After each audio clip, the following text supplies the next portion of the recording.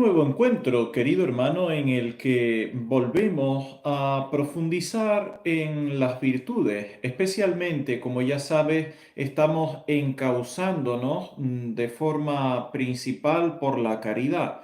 Es decir, que hemos tomado esta vía inicial después de la explicación fundamental sobre las virtudes para ir dando pasos en relación hacia las otras en esta vía nuestra de la caridad, en la que ya hemos ido dedicando algunos de los encuentros pasados. Hoy vamos a tratar de relacionar la caridad con la perfección cristiana. Me parece que es un punto de vital importancia, puesto que para todos nosotros tiene un fondo muy grande esa búsqueda de la perfección. Todos nosotros estamos como envueltos en un deseo permanente de tener plenitud en nuestra vida. Esa plenitud a veces la buscamos por derroteros que no son, o bien en cosas materiales, o bien en determinadas experiencias, o bien en cualquier cosa que nos puede plantear la sociedad o la vida en su conjunto. Sin embargo, veremos que esa búsqueda de plenitud, o como vamos a llamarlo nosotros hoy, esa búsqueda de perfección, está íntimamente relacionada con la vivencia de la virtud de la caridad. Vamos en un primer momento a dar algunos datos. La palabra perfección, que tanto vamos a usar hoy, viene del verbo latino perficere, que significa literalmente hacer hasta el fin, hacer completamente, terminar o acabar algo. Una cosa se puede decir que es perfecta cuando tiene todo su ser, toda la realidad que le conviene según su naturaleza. Hablando filosóficamente, yendo al ser mismo de las cosas, es perfecto algo cuando está en acto. Por eso, Dios, que en filosofía se le llama el acto puro, es el único ser en toda su plenitud actual. Es la perfección por esencia. Todos los demás seres que tienen mezcla de potencia y de acto son tan solo perfectibles. ¿Qué quiere decir esto?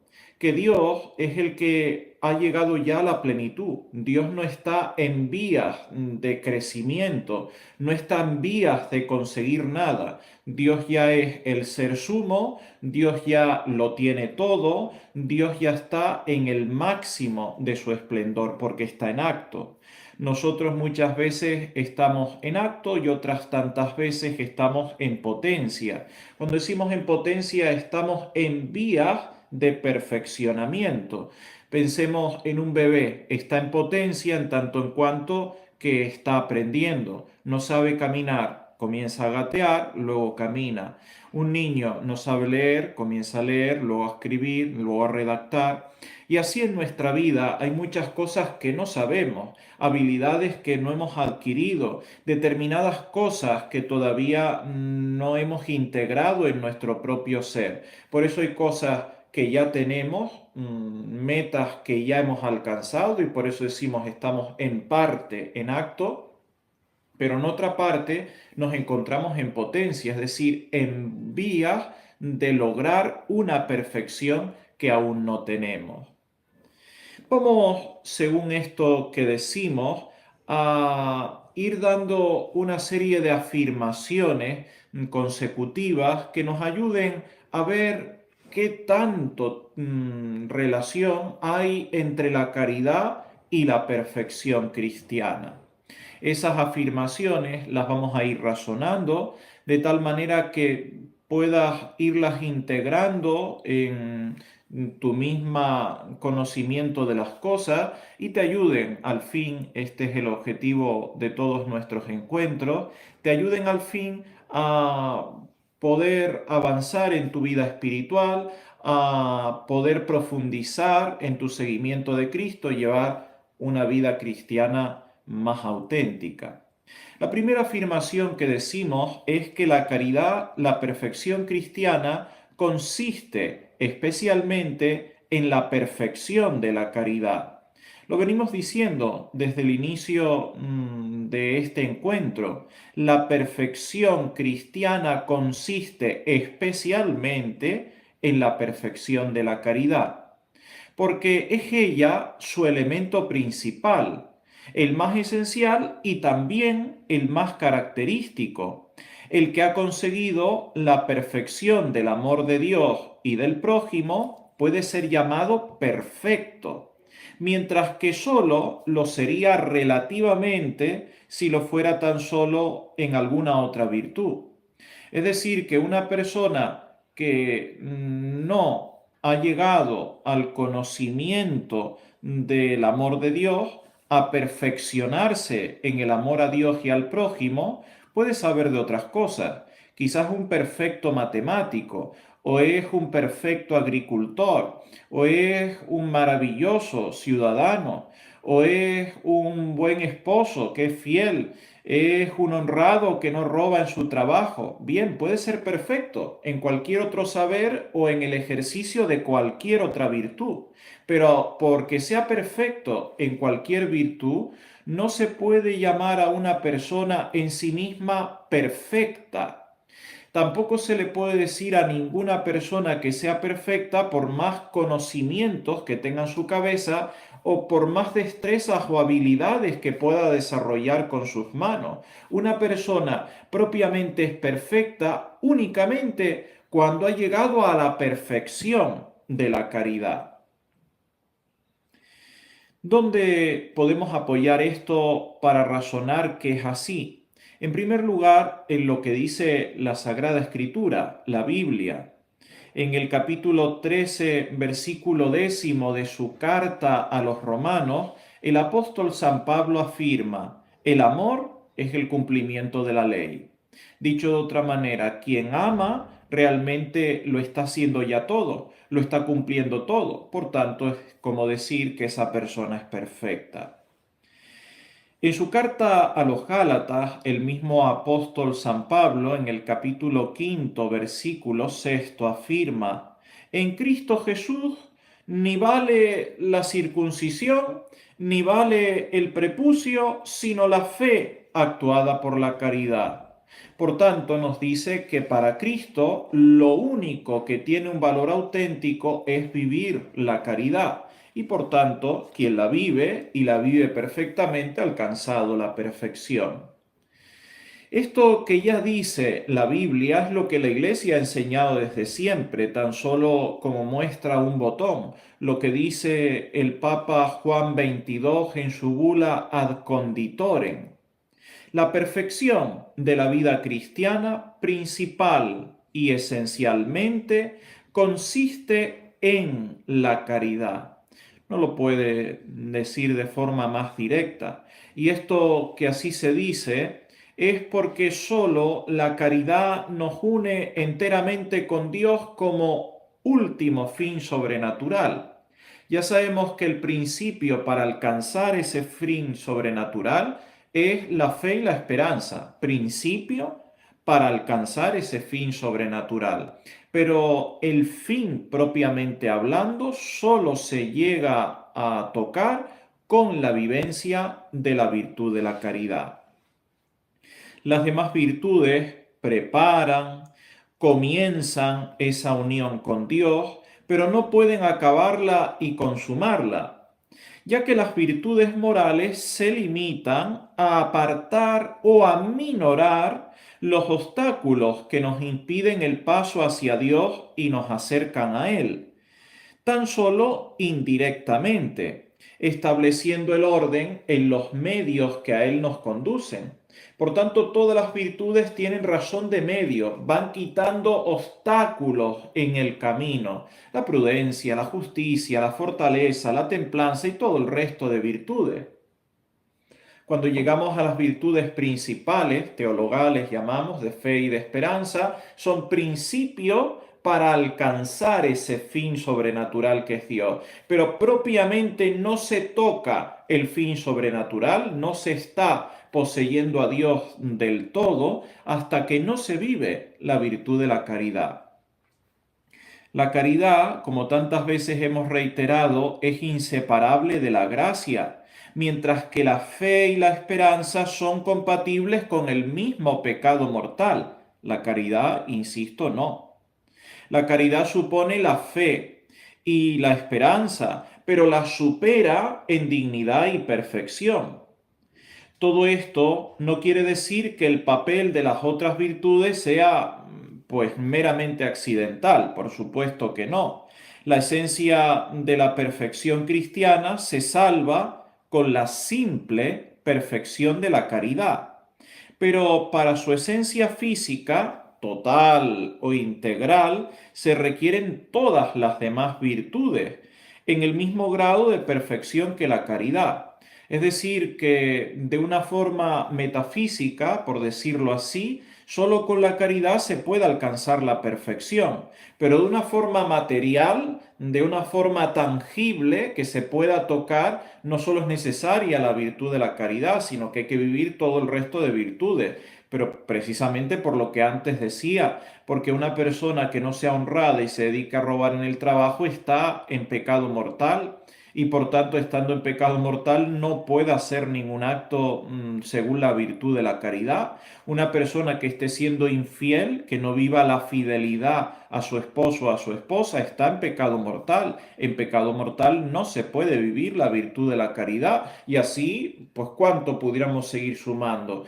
De forma metafísica, como idealizada, con solo vivir perfectamente la caridad se ha alcanzado la perfección, pero de forma tangible, de forma material, por decirlo de alguna manera, es necesaria todas las virtudes de forma perfecta y viviéndolas todas de forma perfecta se vive al fin la virtud de la caridad y esta unidas a todas las demás da la perfección cristiana. Segunda afirmación, la perfección cristiana consiste integralmente en el acto de la voluntario de la caridad y en las demás virtudes, en cuanto dirigidos por la caridad y son también de precepto. Una afirmación muy grande, por eso quizás hay que leerla, releerla y pensarla y repensarla muchas veces. La perfección cristiana consiste integralmente en el acto voluntario de la caridad y en los de las demás virtudes, en cuanto dirigidos por la caridad y son también de precepto.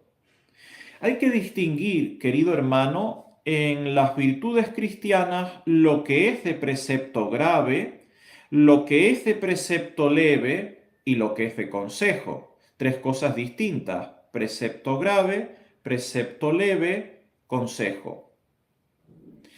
En cuanto algo sea de precepto grave por sí mismo, está en conexión esencial con la caridad, de tal manera que si se deja de cumplir algo que es de precepto grave, dejaría de existir la caridad en sí misma.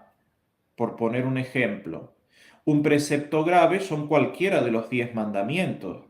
Si dice el mandamiento amar a Dios por encima de todas las cosas, eso se va luego concretizando en todo el resto de mandamientos. Santificarás las fiestas. Quiere decir que hay una obligación de precepto grave de asistir a misa todos los domingos y fiestas de guardar. Por tanto, no habiendo nada que exima a dejar de asistir a misa, podríamos pensar, está la persona enferma, incapacitada, está la persona cuidando a un enfermo incapacitado o cosas por el estilo muy graves que incapaciten.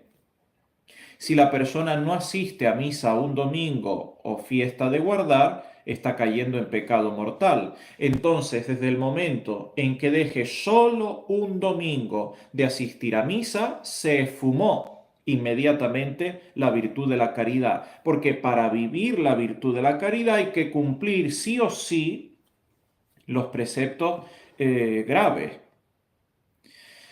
Los preceptos leves se requieren no para la esencia misma de la caridad, pero sí para que la caridad se perfeccione. En lo que tienen de precepto leve, incumplirlos no conlleva el que la persona pierda la caridad. Pensemos que hemos caído en una leve crítica.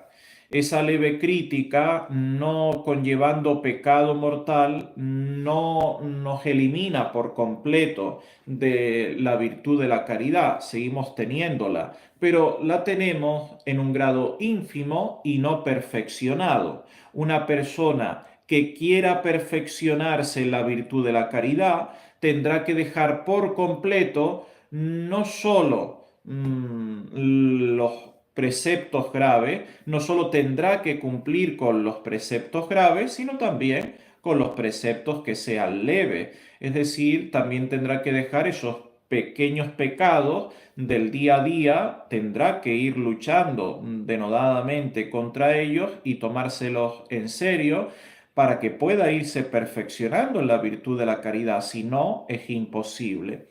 Pues bien, ya tenemos dos puntos distinguidos: los preceptos graves, los preceptos leves, luego vienen los consejos.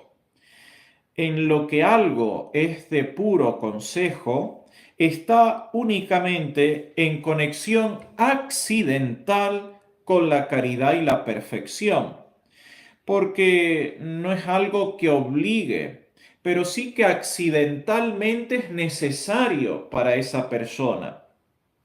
Pensemos a alguien que ha sido llamado por Dios a la vida religiosa consagrada, a ser monja, monje, fraile, religioso, religiosa. Pues bien, todas esas personas están llamadas a vivir lo que se conocen como consejos evangélicos, los votos de pobreza, castidad y obediencia por el reino de los cielos. Eso no es de precepto ni grave ni leve para ningún católico, y por tanto no seguir esos consejos evangélicos no conlleva el condenarse eternamente, no conlleva el perder la virtud de la caridad, porque no son de precepto ni grave ni leve, son un consejo del Señor en el Evangelio, pero ese consejo que solo tiene ese rango de mero consejo es algo que accidentalmente reporta mucha necesidad a la virtud de la caridad, no para todos los católicos en general, sino particularmente para aquellos que han sido llamados por Dios a esa vocación en concreto. Porque la perfección cristiana es como un todo moral integrado por el conjunto de condiciones que perfeccionan la vida del cristiano. Se trata de una plenitud que supone la sumisión o la rectificación perfecta de toda la vida moral. Y entonces la vida moral no son como muchos departamentos independientes, sino que la vida moral es un todo, es un conjunto. Entonces no podemos como fraccionar las cosas. Las fraccionamos en la medida que se explican verbalmente, que se hablan, que se tratan de analizar las cosas, pero la vida en sí misma, la vida es un todo. La persona es una y única, y entonces tiene que perfeccionarse cumpliendo los preceptos graves, los leves, y también tomando en consideración los consejos de parte de Dios. Como esa rectificación no se consigue en la vida moral de la persona solo con la caridad, que se refiere únicamente al fin, sino que supone también la plena rectificación de los medios que se ordenan a ese fin, sometiendo y rectificando las pasiones desordenadas que obstaculizan el acto de la caridad y de las otras virtudes. Entonces, no se trata únicamente, como vemos, el simplemente cumplir con los preceptos graves o leves o tener en consideración los consejos. Esas tres cosas están bien, pero a eso hay que unir la rectificación de las pasiones desordenadas. Por eso hablamos tantas veces de lo que se llama pasión dominante. La persona tiene que saber cuál es su tentación más frecuente, cuál es el pecado que más le hace apartarse de Dios. Esto es importantísimo. Tercera afirmación que tratamos en este día. La perfección cristiana se irá incrementando a medida que la caridad produzca más intensamente su propio acto voluntario y domine el de las demás virtudes de una manera más intensa, actual y universal. Por tanto, en esta tercera afirmación decimos dos cosas: que la perfección cristiana crece cuando la caridad produce más actos voluntarios y la misma caridad domina al resto de las virtudes. Vamos a irlo explicando. Como la perfección cristiana consiste en la perfección de la virtud de la caridad, a medida que esta virtud produzca su acto voluntario con mayor intensidad, se producirá un mayor desarrollo e incremento de santidad. La caridad, como forma de todas las virtudes, debe gobernar y ordenar todos los actos al último fin sobrenatural. Es decir, que cuando la persona se va acostumbrando a hacerlo todo desde la caridad, a ofrecérselo todo a Dios, a darlo todo a Dios en cualquier momento y circunstancia de su vida, la persona va creciendo. Nosotros no estamos aquí queriendo decir que la persona tiene que hacer cosas extravagantes, cosas raras, cosas nuevas. No, se trata que lo mismo que estaba haciendo la persona hasta ahora, se vaya purificando en la medida en que no hace las cosas por hacerlas, sino que las hace ofreciéndolas permanentemente a Dios Todopoderoso. Esto además va unido a la segunda afirmación de esta frase, que no solo todo tiene que ser ofrecido a Dios, sino que todas las virtudes tienen que estar gobernadas por la virtud de la caridad. No se trata solo de ser honrado, sino ser honrado para servir a Dios. No se trata solo de ser fiel por ser fiel, sino ser fiel para servir a Dios. Por tanto, las virtudes vienen capitaneadas, gobernadas por la virtud de la caridad, que las reorienta a Dios, porque todo se lo ofrece a Él y ahí es donde tiene mérito sobrenatural, la perfección, la santidad que llamamos. El Concilio de Trento definió que nadie puede evitar absolutamente todos los pecados veniales durante toda su vida. Al menos todos los días se nos escapan cientos de pecados veniales que cometemos a veces hasta sin darnos cuenta. El mismo Concilio de Trento, como digo, lo afirma, que nadie puede evitarlo del todo, a no ser por un especial privilegio que no parece haber sido concedido sino a la Santísima Virgen María. Por eso celebramos su Inmaculada Concepción y a consecuencia decimos que ella no solo fue concebida sin pecado, sino que por eso precisamente en su vida jamás cometió ni el más leve pecado venial.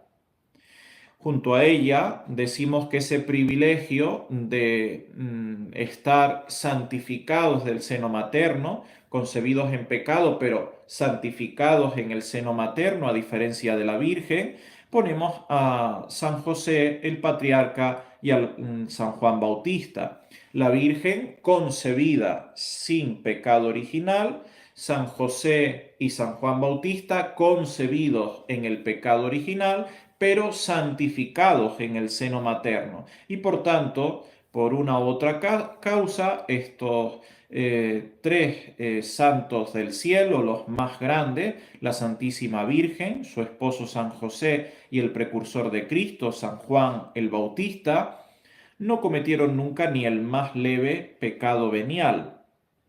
Entonces, no cabe duda que todo el resto de hombres y mujeres de esta tierra sí los cometen y los cometen de forma abundante, no pudiendo evitarlos absolutamente. El resto de seres humanos pueden controlarlos, pueden luchar contra ellos, pueden tratar de reorientarlos muchos, pero del todo no pueden quitarlos. No cabe duda de que se producirán algunos actos que no están gobernados por la caridad, precisamente por toda esa cantidad de pecados veniales que se nos escapan a diario.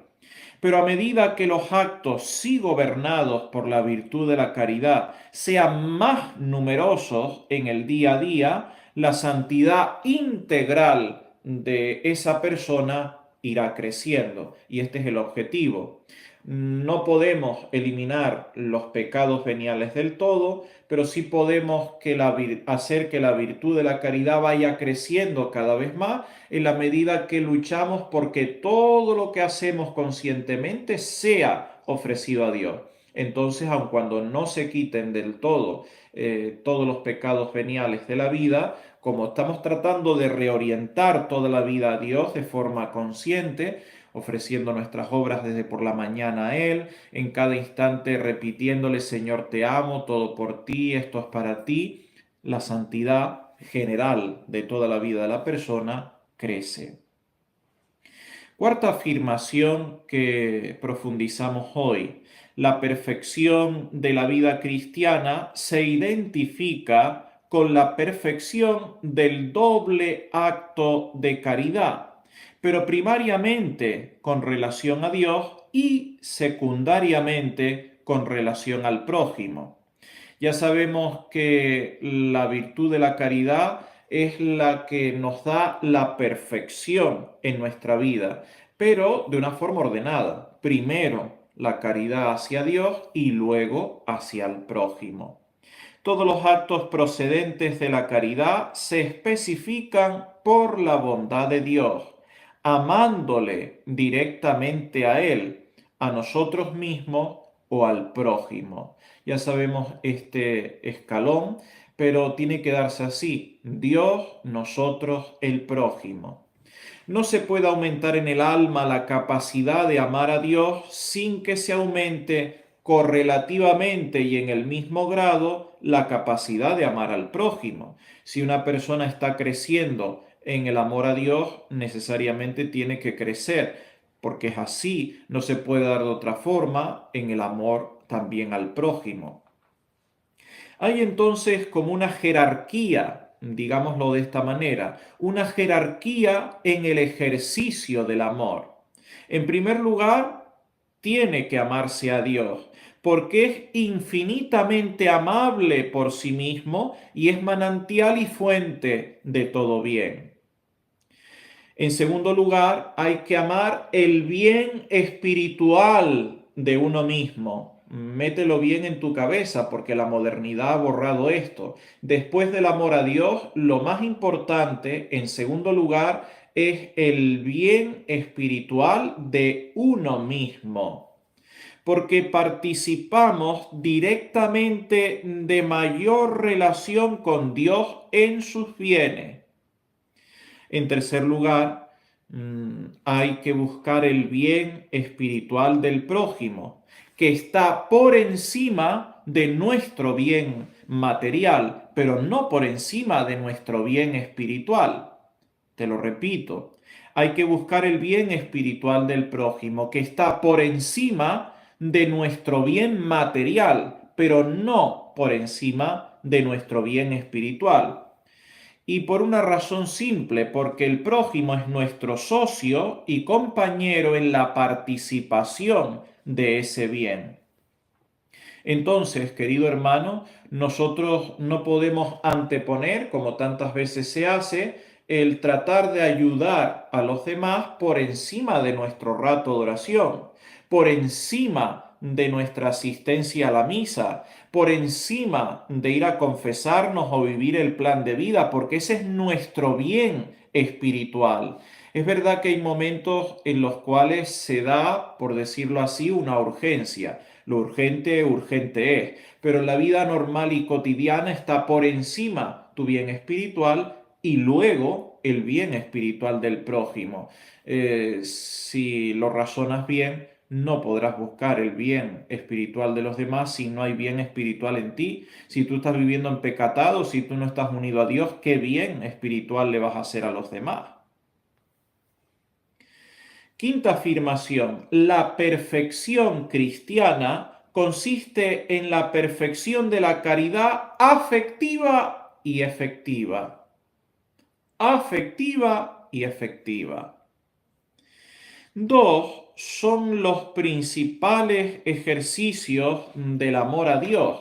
En primer lugar, los actos de cualquier virtud, por muy fáciles y sencillos que sean en sí mismos, realizados con un afecto de caridad intensísima, tienen un gran valor meritorio y son de altísima perfección.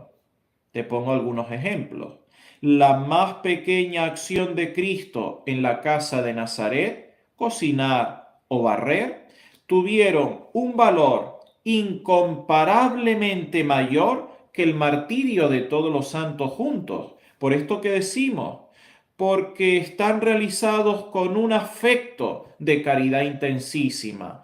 Nadie ha amado más a Dios que nuestro Señor Jesucristo, el Dios mismo encarnado. Por tanto, aunque solo fuera pestañear, pestañeando, hay más perfección en ese pestañeo que hace nuestro Señor Jesucristo por ese afecto de la caridad ardiente que hay en su corazón, que incluso hasta dejarse matar vivo, como han hecho tantísimos santos a lo largo de la historia. En segundo lugar, ya hablamos del amor afectivo, de afectos. El amor, del amor efectivo, perdón. Vamos a hablar ahora del amor afectivo en segundo lugar. El amor afectivo, aunque en sí mismo es más grande, se presenta a grandes ilusiones y falsificaciones. ¿Qué queremos decir? Es muy fácil decirle a Dios que le amamos con todas nuestras fuerzas y querer ser mártires, pero es muy difícil sonreír siempre al marido. Esto es obvio y creo que este problema lo vivimos todos los días. Podemos tener un afecto grande en el corazón. De forma afectiva, en nuestro corazón puede haber como un deseo muy grande de Dios y puede darse esa virtud de la caridad así en nuestros afectos. Pero en lo efectivo de ese amor no se da, porque en lo concreto muchas veces no estamos amando a Dios perdonando al otro, poniendo buena cara, sonriendo, disculpando errores. Entonces, querido hermano, Cristo nos aventaja incomparablemente porque efectivamente Él está haciendo todo en unión a Dios y con un amor ardiente a Él. Sexta afirmación que hoy decimos, para su pleno desarrollo la caridad necesita ser perfeccionada por el don de sabiduría, que solo transmite el Espíritu Santo. Si la influencia de los dones, de los 7 dones que da la tercera persona de la Trinidad, el Espíritu Santo, las virtudes actúan según las reglas de la simple razón natural humana, iluminada por la fe que ha recibido en el bautismo. Siendo en sí mismas hábitos sobrenaturales, las virtudes reclaman un ejercicio al modo divino, mientras los dones del Espíritu Santo no les proporcionen ese modo divino, es completamente imposible que alcancen su plena expansión y desarrollo. De esto tenemos que sacar una conclusión: la necesidad de la vida mística, de vivir unidos a Dios por la oración y los sacramentos para ser santos, porque hay que dar prioridad a lo divino sobre lo humano. A nosotros nos encanta todo lo demás y en la época moderna, pues bueno, se ha insistido mucho. No es que hay que ser buenas personas. Mire usted, sí, hay que ser buena persona, pero por más buena persona, humanamente hablando, que un individuo pueda ser, no puede realizar si no es con la acción del Espíritu Santo en su corazón, con las virtudes influidas por esos dones que Él otorga. No puede ser que esa persona haga actos sobrenaturales, porque de lo natural solo sale natural y de lo sobrenatural sale lo sobrenatural. Séptima afirmación. La caridad puede crecer indefinidamente en el hombre terreno y por eso no tiene límite en esta vida. Qué hermoso es descubrir esto. No hay límite para vivir la virtud de la caridad en esta vida. En sí misma, la virtud de la caridad es una participación en Dios que no tiene límite. Por eso no hay límites para vivir la virtud de la caridad. Hay santos en los que vemos una virtud de la caridad eximia, grandísima, pero eso no significa que ese sea ya el límite. Nosotros estamos llamados a vivir la virtud de la caridad y puede ser que aventajemos con creces incluso a los santos. En el agente que la produce, que es Dios, tiene poder infinito e inagotable, la virtud de la caridad. En el sujeto donde reside, que es la voluntad humana del hombre, recuerda los inicios de estos encuentros nuestros, ubicamos las virtudes en cada una de las facultades del alma, pues bien, en la facultad de la voluntad, decíamos, está ubicada la virtud de la caridad. Allí hay capacidad de obediencia inagotable a Dios. Por tanto, tanto en Dios que la da es infinito, como en el hombre que la recibe en su voluntad es infinita la posibilidad de obedecer a Dios. En el cielo, cuando la persona ya muere y está en el cielo, ya se ha llegado a término. Y al llegar allí, la caridad queda fijada en la intensidad alcanzada en el último momento de estancia en esta tierra. Estamos creciendo hasta que morimos. Al morir ya no podemos seguir creciendo en la virtud de la caridad y por eso en el cielo, como dirá nuestro Señor Jesucristo en su Evangelio, hay muchas estancias, hay grados. No se está en el mismo grado un santo que otro. Depende del grado de caridad, de vivencia, la virtud de la caridad que haya alcanzado en el momento de morir. Termino con la octava y última afirmación de hoy. La perfección cristiana consiste esencialmente en los preceptos, en los mandamientos, y de forma secundaria en los consejos. Ya había dicho algo de esto, pero voy a redundar antes de acabar.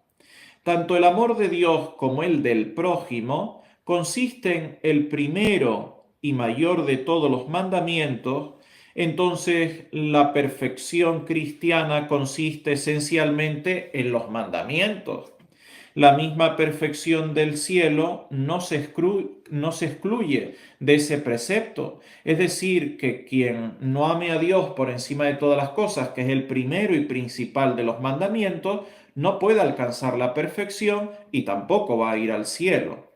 Esto es obvio, pero en estos momentos que vivimos hay que remarcarlo bien.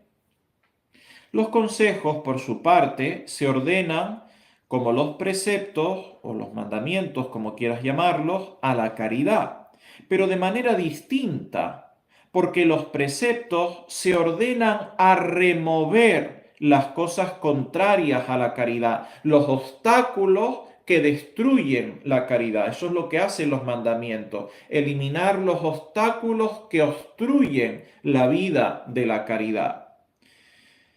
Los consejos, por su parte, se limitan únicamente a remover los obstáculos que impiden el ejercicio fácil y llano de la caridad, aunque si no se viven los consejos, no se destruyen.